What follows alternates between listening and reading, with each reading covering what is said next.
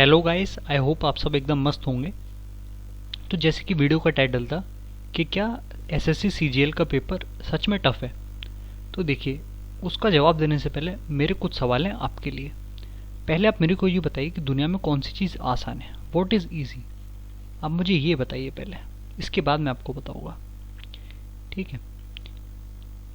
अगर आप इस क्वेश्चन को अच्छे से अपने दिमाग में दौड़ाएंगे तो आपको पता चलेगा कि दुनिया में इनफैक्ट कोई भी ऐसी चीज़ नहीं है या फिर कोई भी ऐसी नौकरी नहीं है यार जो कि आसान हो। आपको क्या लगता है कि जो आदमी महीने के 20,000 रुपये कमा रहा है, क्या वो खुश है? बिल्कुल खुश नहीं यार। जिस नोएडा दिल्ली जैसे शहर में जहाँ आदमी का रेंट ही 10,000 हो जाता है, वहाँ आदमी इतनी सैलरी में कैसे खुश रह सकता है? आप मुझे खुद बताइए।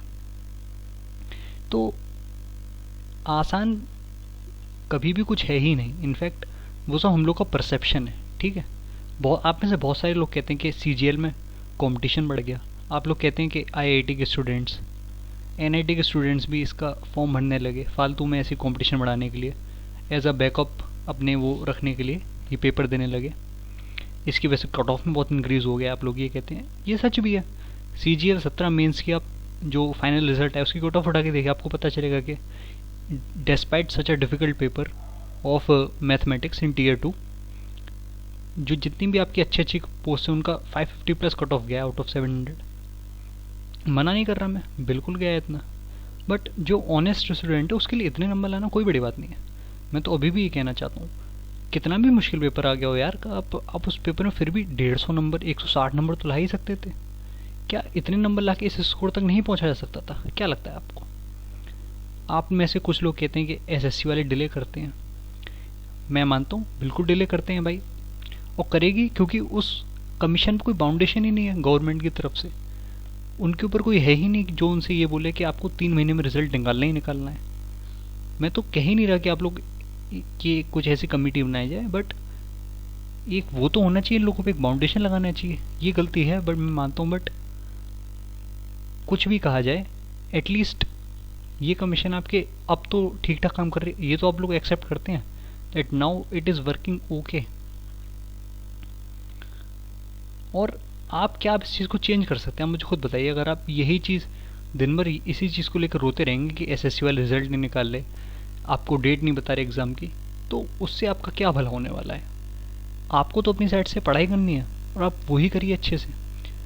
आप में से कुछ लोग कहते हैं कि रिसोर्सेज, आप मुझे खुद बताइए कि अगर आप 2016 में सीजीएल की तैयारी कर रहे होते तब कितने कम रिसोर्स अवेलेबल थे ऑनलाइन। आप घर बैठ के पढ़ाई कर ही नहीं पाते, आपको कहीं ना कहीं कोचिंग करने जाना ही पड़ता। बट आज के टाइम में तो फिर भी इतना आसान हो गया कि इतने सारे रिसोर्सेज आपके अवेलेबल हो गए हैं ऑनलाइन, फ्री ऑफ कॉस्ट, जहाँ से आप पढ़ाई कर सकते हैं। बट उसके लिए पढ़ने का मन भी तो होना चाहिए। आपको किताब खुद से खोलनी पड़ेगी यार। कोई आपके आपके घर पे आके आपको बताएगा नहीं कि भाई पढ़ने का टाइम हो गया है, ठीक है ना। नेक्स्ट चीज़ आप मेरे को ये बताइए कि आपके पास और ऑप्शन क्या है। ये बहुत अच्छा पॉइंट है, आपके पास ऑप्शन क्या, आप क्या करेंगे? अगर आप पढ़ाई नहीं करेंगे तो उसके अलावा आप करेंगे क्या? आप मेरे को ये बता दीजिए। क्या आपके पास कोई और जॉब है? नहीं है।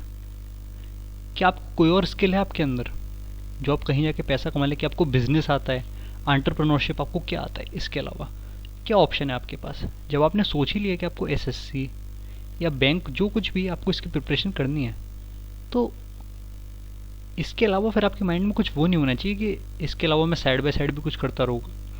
क्योंकि जब आपकी लाइफ में ऑप्शन आ जाएगा, वहीं से आपका जो डिटर्मिनेशन होता है ना, वो गिरना शुरू हो जाता है। क्योंकि जब आदमी को पता होता है ना कि अब मेरे पास एक ऑप्शन है, अगर नहीं भी हुआ तो चलेगा, वहीं उसकी सबसे बड़ी हार होती है।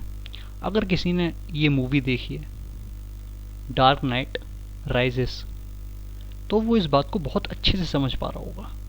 बैटमैन की सेकंड मूवी है। क्या होता है इसमें कि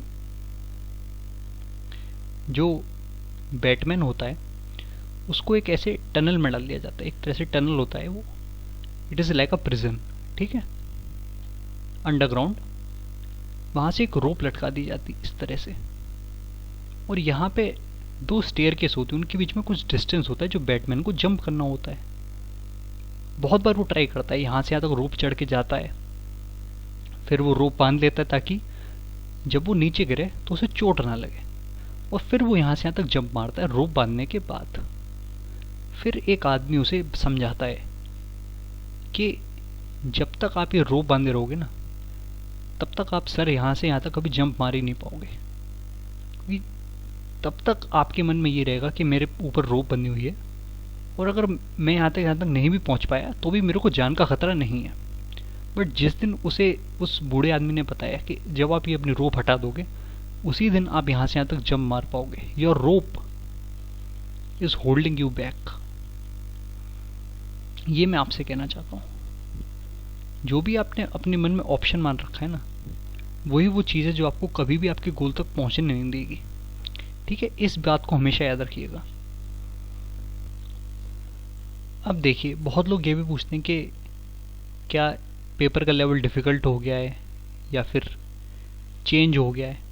तो मेरा पहले स्ट्रेट फॉरवर्ड आंसर है नो। ना ही पेपर कभी मुश्किल आया है और ना ही कभी आएगा, क्योंकि आप खुद बताइए कि एसएससी आपसे कोई डिफ़िकल्ट चीज़ क्यों पूछेगा यार, जब उसने अपने सिलेबस में डिफाइंड कर दिया कि वो 10th तक की चीज़ आपसे पूछ रहा है। वही घिसे पिटे क्वेश्चंस हैं जो दोबारा आपके पेपर में बार बार आते हैं, तो वो आपसे कोई बहुत अलग चीज़ क्यों पूछेगा? आप मुझे खुद बताइए, क्यों वो एक्सपेरिमेंट करेगा? जब बच्चों पे इतना ही नहीं हो पा रहा है तो वो अलग से अपनी साइड से क्यों इतने एफर्ट्स देगा कि वो नए क्वेश्चन बनाए? कभी आप खुद से बैठ के इस चीज़ के बारे में सोचिए। जो आपके जितने भी बड़े बड़े एजुकेटर्स हैं, जो बड़े बड़े प्लेटफॉर्म्स हैं, दो बड़े बड़े प्लेटफॉर्म हैं, एक यू नाम से और एक सी नाम से।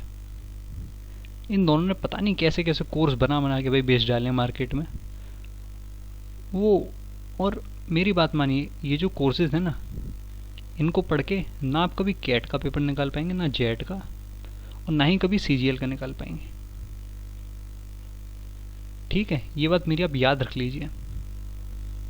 क्योंकि अगर आपके पास एक धागा है ना, धागा, और अगर आपको इस धागे को आपको काटना है, तो उसके लिए बस एक कैंची की ज़रूरत है। You only need a seizure. बस आपको एक सीजर की ज़रूरत है। अब अगर मैं आपसे कह दूं कि इस धागे को काटने के लिए आप आरी ले आओ, आरी हिंदी वर्ड है, आपने सुना होगा। आप तलवार ले आओ इसे काटने के लिए, तो वो कहना गलत होगा, बहुत गलत होगा। क्योंकि जिस चीज़ को करने के लिए ये सब रिक्वायरमेंट है ही नहीं, तो वो सब चीज़ क्यों बतानी बच्चे को? बल्कि मैं तो आपसे खुद कह रहा हूँ कि अगर आपने एक बार कहीं से भी यार, कोई भी टीचर, आपने यूट्यूब पे किसी पे भी ट्रस्ट किया और आपने उससे एक बार अगर सिलेबस कंप्लीट कर रखा है, और ये करने में भी ज़्यादा नहीं, मुश्किल से आपको 40 से 50 डेज ज़्यादा नहीं लगे होंगे। नहीं भी लगे तो आप एक बार कर लीजिए, कहीं से भी कंप्लीट कर लीजिए। उसके बाद केवल आपकी खुद की प्रैक्टिस है, सेल्फ प्रैक्टिस आपको करनी है। दुनिया में क्वेश्चंस की कमी नहीं है।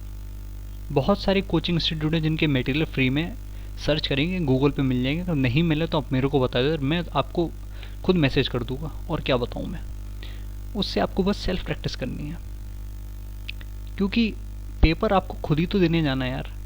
एग्ज़ाम हॉल में पेपर कौन देगा? आप देंगे, तो प्रैक्टिस भी तो आपको करनी पड़ेगी। क्योंकि अगर प्रैक्टिस भी आपका अगर टीचर ही आपको करवाएगा, तो आप खुद से क्या करेंगे? क्या फ़ायदा ऐसी नौकरी लेने का कि अगर जब तक आप में खुद के अंदर कोई इंटेलिजेंस ही नहीं होगी, इंटेलिजेंस आप डेवलप नहीं करेंगे, तो आप जॉब में करेंगे क्या? आप मुझे ये बताइए। और भाई, अगर एसएससी को बहुत ही डिफ़िकल्ट अगर पूछना भी हुआ, तो वो पहले से आपको बताएंगे। जो उनका नोटिफिकेशन आता है उसमें सब कुछ मेंशन होता है कि इस सब्जेक्ट का ये सिलेबस है।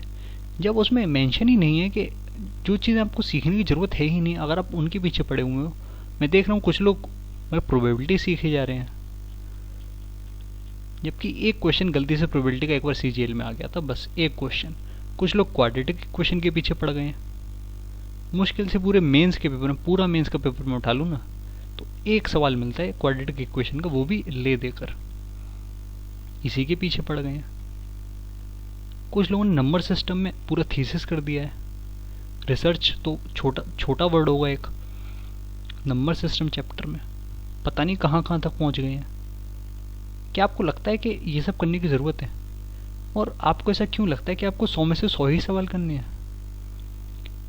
क्या आप खुद नहीं मानते ये बात कि अगर आप 100 में से 90 भी करके आते हैं, वो भी ठीक ठीक, तो भी आप 170 से प्लस स्कोर तो ले ही आएंगे? और क्या इतना स्कोर काफ़ी नहीं है? आपको नहीं लगता? इतने नंबर आप लाइए, आराम से आप कोई भी आपकी जो ड्रीम पोस्ट होगी आप वहाँ तक पहुँच जाएंगे, ठीक है ना? बट उसके लिए आपको इतनी पढ़ाई तो एटलीस्ट अच्छे से करनी पड़ेगी। देखिए, मैं मानता हूँ कि एसएससी में बहुत कमियाँ हैं, ठीक है, बहुत सारी प्रॉब्लम्स हैं इसमें, बट आप में भी बहुत सारी कमियाँ हैं। और मैं आपको बता दूँ कि आपकी सबसे बड़ी प्रॉब्लम क्या है। What is the problem with you, मैं आपको ये बताने वाला हूँ। प्लीज़ इसे ध्यान से सुनना यार, और अगर बहुत ही ख़राब लगे तो वीडियो को डिसलाइक भी कर देना, ठीक है? बट मेरी बात सुन लीजिए, आपकी सबसे बड़ी प्रॉब्लम है कि आप ये चाहते हैं कि जो भी आपका ड्रीम है ना, उसको कोई और सपोर्ट करे, that you want somebody else to support your dream. आपको ऐसा क्यों लगता है कि कोई और आपका ड्रीम सपोर्ट करेगा? क्या आपको खुद नहीं लगता कि अगर आपको अच्छे से पढ़ाई करनी है, अगर आपको लेट से आपको क्वांट सेक्शन कंप्लीट करना है, तो आप ये क्यों सोचते हैं कि कोई एक ऐसी प्लेलिस्ट आपको मिल जाएगी जहाँ पे सब कुछ एकदम टाइप वाइज तरीके से अरेंज होगा? आपको क्या हुआ है ना कि जब से ऑनलाइन एजुकेशन आया है, तब से ऑनलाइन एजुकेशन जब से आया है, तब से बच्चे को उंगली पकड़ के चलने की आदत हो गई है। और ये जो हैबिट है ना उंगली पकड़ के चलने वाली, ये आपको बर्बाद कर देगी। मेरी बात मानिए। कभी आप खुद से क्यों नहीं चीज़ें डिस्कवर करते? आप बस यूट्यूब पे सर्च तो करिए। आप यूट्यूब पे सर्च करिए प्रॉफिट लॉस, जो भी आपकी बेसिक वीडियो आ रही है आप पहले उसे एक बार देख लीजिए, फिर आप प्रैक्टिस प्रॉफिट लॉस की कोई भी पीडीएफ उठा लीजिए, कोई भी प्रीवियस ईयर पेपर की, या फिर कहीं से आपको कुछ भी मिल जाए, आप खुद से प्रैक्टिस करिए। दुनिया में कंटेंट की कमी नहीं है, कमी है बस जो आपका संकल्प है ना, इस चीज़ की कमी है आपके अंदर। आपने खुद के अंदर डिसीजन लिया ही नहीं है कि आपको सच में करना क्या है लाइफ में, उसी चीज़ की आपके अंदर कमी है, और कोई कमी है ही नहीं। बस एक कमी है, इस कमी को जिस दिन आप दूर कर लेंगे तो आपका जो भी ड्रीम है वहाँ तक पहुँच जाएंगे। कोई बहुत ही मुश्किल पेपर नहीं है यार सीजीएल का, मैंने खुद क्लियर किया हुआ है, मेरे को पता है। मेरी बात मानिए, प्री का एग्ज़ाम मैंने दिया है, और बहुत ही खिंच के अगर आप 2 या 3 महीने भी पढ़ लेते हैं ना भाई, तो भी इस पेपर में आप 200 में से 160 नंबर तो ला ही सकते हैं। कोई तकलीफ वाली बात नहीं है इतने नंबर लाना, बट उसके लिए ईमानदारी से पढ़ाई करनी पड़ती है। आप में से कितने लोग हैं, आप मुझे खुद कमेंट बॉक्स में बताइए, जिन्होंने 10 दिन तक भी कभी लगातार पढ़ाई करी हो, 3 या 4 घंटे जितना आप बोलते हैं, 10 दिन तक कंसिस्टेंटली आप पढ़े हो बिना किसी एक्सक्यूज़ के। आपने ये ना बोलो कि आज मेरे सिर में दर्द है, मेरा मन नहीं कर रहा है, या भूख लग रही है, कुछ भी। एक्सक्यूजेस तो आप दुनिया भर के हैं। तो भाई वीडियो के एंड में बस मेरी आपसे यही रिक्वेस्ट है कि जो भी आपका नेक्स्ट एग्ज़ाम है, सीजीएल, सीएचएसएल या कोई भी बैंक का एग्ज़ाम हो, आई डोंट नो, उसका आप एक लास्ट अटेम्प्ट दीजिए, गिव योर लास्ट शॉट, और इसमें आप अपने पूरे एफर्ट्स लगा दीजिए एक बार, ताकि आपके पास कोई रिग्रेट ना रहे कि काश मैंने इतना और कर दिया होता, या फिर मैं अगले अटेम्प्ट में इतना और पढ़ के चला जाऊँगा तो मेरा हो जाएगा। जो कुछ करना है इसी अटेम्प्ट में अच्छे से करिए। और आपके जितने भी एक्सक्यूज़ेज़ हैं ना, ये स्लीप, सबसे बड़ा एक्सक्यूज़ तो लोग का ये होता है कि हमें नींद बहुत आती है। देखिए, अगर सोने से आपको सरकारी नौकरी मिलती है तो सो जाइए, मस्त चद्दर तानिए और सो जाइए, कोई दिक्कत नहीं। अब दिन में 12 घंटे सो जाइए, खुद कह रहा हूँ मैं आपसे। बट क्या सोने से सरकारी नौकरी मिल जाएगी? अगर इसका जवाब हाँ है तो प्लीज़ सो जाइए, कोई दिक्कत नहीं है। सबसे बड़ी फिर अगली आपकी एक्सक्यूज़ आती है कि टाइम नहीं है। देखिए, टाइम तो निकाला जाता है यार, दुनिया में हर आदमी के पास 24 घंटे ही हैं। No person is always busy, it is always about priorities. अगर कोई और भी पर्सन है जो आपको लगता है कि आपके लिए ही बिजी रहता है, तो वो ऐसा इसीलिए क्योंकि वो किसी और के लिए फ्री अवेलेबल है, ठीक है ना? इस चीज़ का बहुत ही डीप सेंस है, आप ये समझ पा रहे होंगे, ठीक है? और वही चीज़ आपको खुद की लाइफ में मिलानी है, क्योंकि जो आपका मन है ना, वो कहीं ना कहीं तो लगता होगा, ठीक है? तो आपको बस यही करना है कि उसे ज़बरदस्ती आपको पढ़ाई पे लाना पड़ेगा। एक बार अच्छे से 2-3 महीने पढ़िए, और ये जो झंझट है इसको ख़त्म करिए। जो भी एग्ज़ाम आपने पाल रखा है इसे ख़त्म करिए एक बार अच्छे से कंप्लीट करके। ताकि फिर से आपको अगले साल ये पेपर न देना पड़े। मैं तो खुद चाहता हूँ कि आपका इसी साल पेपर निकल जाए और आप लाइफ में अच्छे से सेटल हो जाएं, ठीक है। और कभी अगर आपका पढ़ने का मन ना करे तो आप यही सोच लीजिए कि अगर आज नहीं पढ़ूंगा, अगर आज नहीं पढ़ूंगा तो अगले साल फिर पढ़ना पड़ेगा। ये चीज़ आप याद रख लीजिए। लेट्स से अगर आज आपकी डेट है 1 जुलाई, तो अब ये सोच लीजिए कि अगर मैं 1 जुलाई 2020 को नहीं पढ़ा तो मुझे जो अगली 1 जुलाई आएगी 2021 की, तब भी मुझे उसी किताब को लेके बैठना पड़ेगा, उसी जीके की किताब को, उसी मैथ की किताब को लेके बैठना पड़ेगा। और 1 साल कितना लंबा समय होता है यार, आपको भी पता है कि आप ये नहीं चाहते कि जो सितंबर में आपका पेपर आए, जो कोई भी पेपर हो, आप उसी को क्लियर करके कहीं घूमने फिरने निकल जाएं, कहीं जो आपको लाइफ में अच्छा लगता हो वो करें। किसी का भी शौक थोड़ी ना होता है यार कि 9वीं 10वीं के सवाल लगाए बैठ के 23-24 की उम्र में। सही बात है कि नहीं है, ठीक है ना। तो अपनी तरफ से अच्छा सा एफर्ट डालिए एक बार लास्ट टाइम, और कभी कोई भी प्रॉब्लम आए तो आप मेरे को डायरेक्ट मैसेज कर सकते हैं, ठीक है। वीडियो को यहीं तक रखते हैं, थैंक यू।